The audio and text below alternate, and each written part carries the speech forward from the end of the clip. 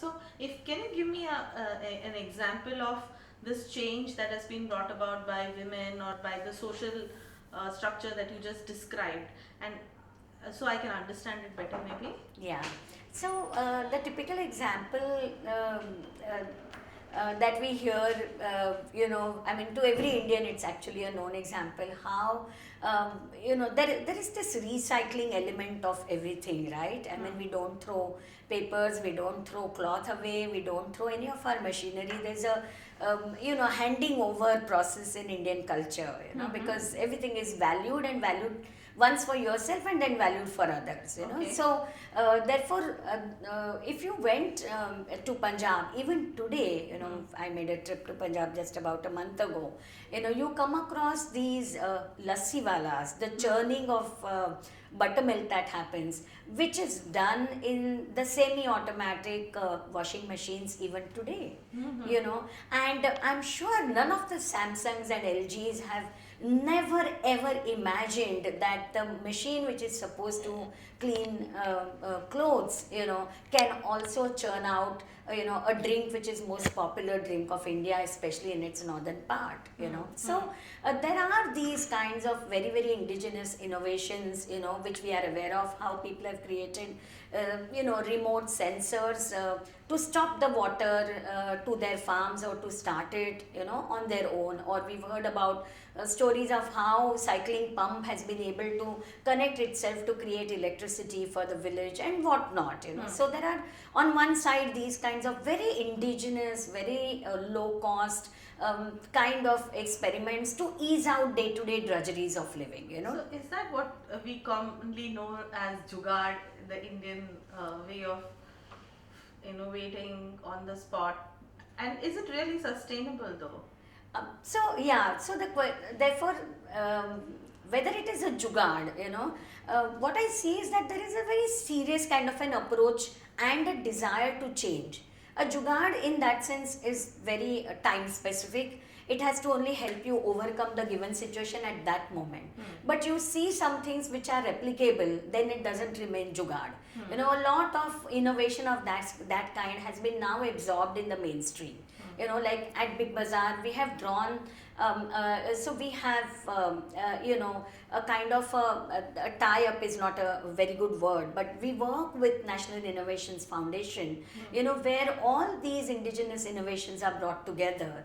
And that helped us come up with certain ideas that we were looking for reducing the negative labor in the kitchen for the woman. And as a retailer, what's the ease that we can provide her with? And we came up with two such innovations that were inspirations that we received from these National Innovation Foundation's yatras. And these were, one was about, de-seeding the pomegranate.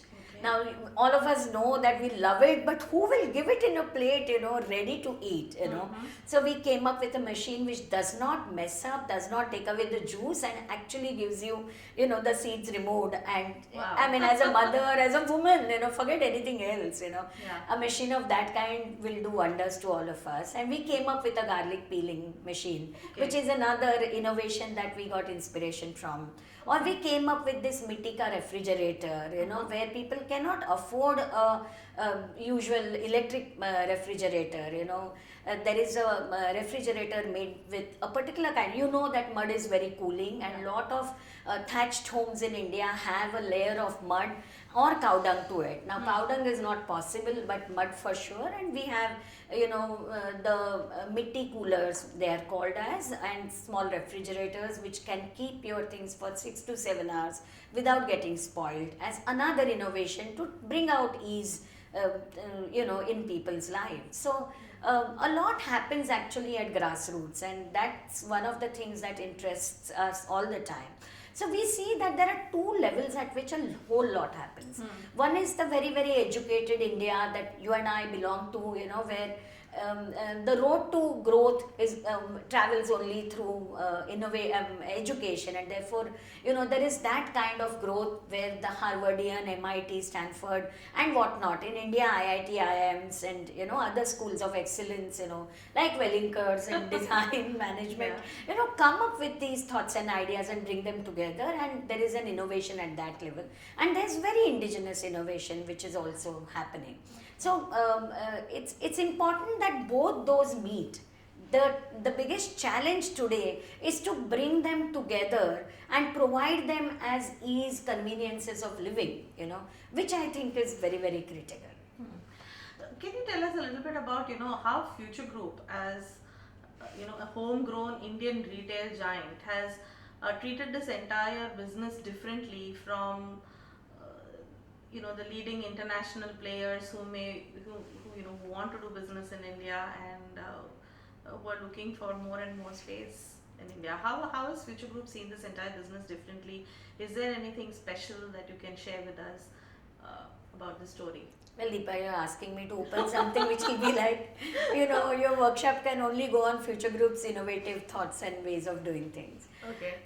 I mean, that's not about, that's just about being happy about something like sure. that, But the country is such, the country is so diverse, and country is really full of people whose resilience has actually led us go through a lot of things. If we had a typical formula of living in poverty, and dying as poor, things would have been, or living on external aid, that's another response that we see. And here in this country, poverty has been glorified, poverty has been understood very differently, and change has been sought for, So the very, very, inspirational stories from our mythology and stories from our day-to-day living, have our fables, have all told us to look at our poverty very differently, and that's how change has happened in this country. So much for that change. So at Future Group, typically, there is tremendous respect for any and every innovation, and searching for it in the depth and breadth of the country has been very, very important for us. Okay, so can you maybe just give us, something specific that was really interesting that you did maybe at the Big Bazaar or any of the retail formats that Future Group owns, that'll give us an insight into how this has actually got manifested into the business. So, offhand, I can think of one of the examples where our insight showed us that the traditional food is going to be the exotic food of tomorrow, and whatever others eat is going to be a matter of interest to everyone, So we have an articulation of a particular kind about, the insights about this country, So if others is going to be mine, if I'm going to, become a die-hard fan of Italian cuisine, and I'm going to ensure that I have at least 5 cheeses at home, I'm going to look for the thyme and rosemary and things like that, It's not going to be only about international food, So there is something which is about the vernacular, the regional food. There's something that is called as national food that will emerge, and there'll be something that will be international, and all of it we would wish to consume. Is in one of our studies very strongly pointedly told us that the moment we understood it more and more within the group, from the kind of pickups of the food and the the figures that came up through our big bazaars. There are more than 200 big bazaars in the country. So the moment we started understanding it, we built in a concept called Yatra, in the courtyard of big bazaars, where women could come and display the products that they have. More indigenous the product, the better it is, because everyone is going to have traditionalism experience today like an artifact in museum. So, I would, in the most modern kitchen of mine, I'm going to ensure that I have the mortar and pestle which comes from my grandmother, which is made out of that stone of a particular porous kind, which makes the best of gravy that, that an Indian loves to eat, So, all of us are, going through that process right now, and therefore we realized that bringing all of it in the courtyard of Big Bazaar is going to be good. We built built in a concept called Yatra, and we set it up in such a way that every customer who enters into Big Bazaar would have to pass through that. There was no other entrance left for them. Okay. So they have to go through an experience, an ambience, the music of a particular kind, which is not about the folk, which is about the traditional Indian way, multiple ways by which, say for example, there are some dominant 18 ways by which a Maharashtrian cooks. So when we did something on Maharashtra, we built that as a very strong idea. In West Bengal, we built something very different. In down south, we built something different. In Chennai, we did some very different kind of experiments, and we got women's groups to come together, to start putting up yatras with us. And we ensured that customers get an experience out of it. The exit interviews and the whole experience that the customers underwent, and because I built in the model of discounting, keeping in mind the Yatra products. So for that moment in time, the Yatra was part of Big Bazaar.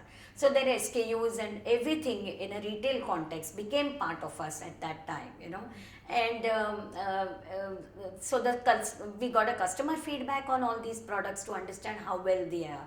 Well, the biggest learning was validation of our insight to say that yes, the customers are looking for very traditional things. So we created in one of the most modern environments of Phoenix Mills, where the Big Bazaar caters to the elite of Mumbai city. We created very different experiments, and the McDonald's located, you are aware of it, the McDonald's located outside that place came to talk to us to say, what are you doing that my McDonald's is empty today? What is happening here? Why is everyone here? Right. And out of sheer curiosity to understand, that's not how we have positioned ourselves. We have nothing to do with them, and we want them to prosper as much as us.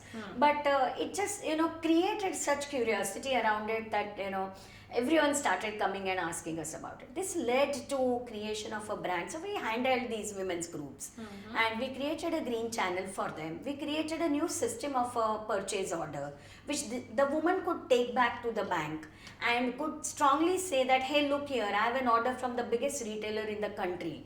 Why would you not give me the loan against it? And that increased her market value. That led her to create her groups more strongly. More sustenance to the whole idea emerged out of it, and we co-branded the products called Swad, which means flavor. That's the prefix. So in Maharashtra it is Swad Maharashtracha, in Gujarat it is Swad Gujaratnu. Okay. So Swad migrates from one place to another. It's a very easy, Google Doodle kind of a brand, very dynamic brand which can go across and absorb the indigenousness of that place and create something very, very strong. Okay. And of course the whole process of FDA, the requirements of creation of packaging is the contribution which we have looked at as our social responsibility.